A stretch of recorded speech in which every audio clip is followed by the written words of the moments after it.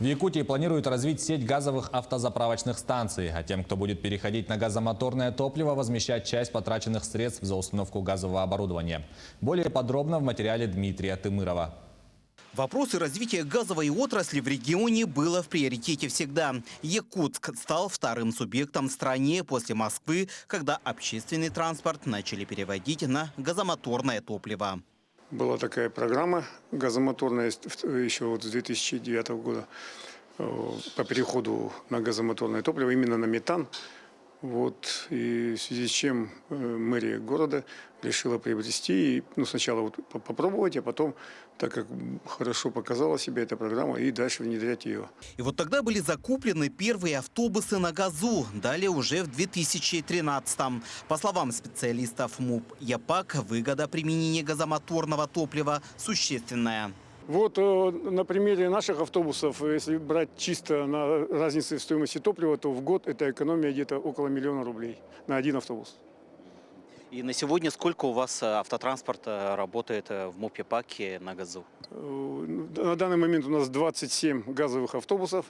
Вот.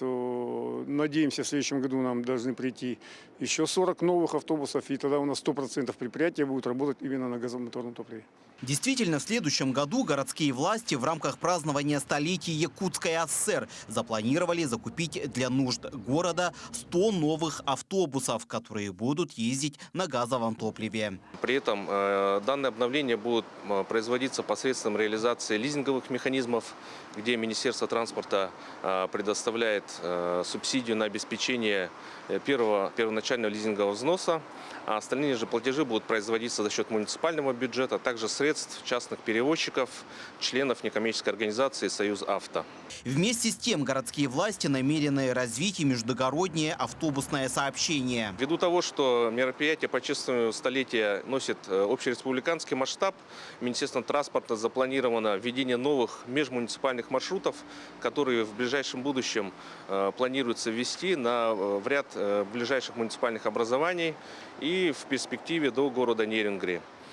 При этом на сегодняшний день ведется проработка вопроса, кто будет выступать оператором данных перевозок. Что касается расширения сети газовых автозаправочных станций, то тут власти региона до 2030 года хотят увеличить их количество до более чем 40 станций. Так, в рамках участия на Петербургском международном газовом форуме глава Якутии Айцей Николаев предложил регионам Дальнего Востока и Сибири развивать газовую отрасль, чтобы получить поддержку Министерства энергетики Российской Федерации, благодаря которому будут субсидироваться проекты по развитию газомоторного топлива. Ведется работа с Министерством энергетики Российской Федерации, чтобы нас включили в программу развития энергетики и тем самым получили тоже дополнительное субсидирование на перевод газобаллонного оборудования автотранспортных средств.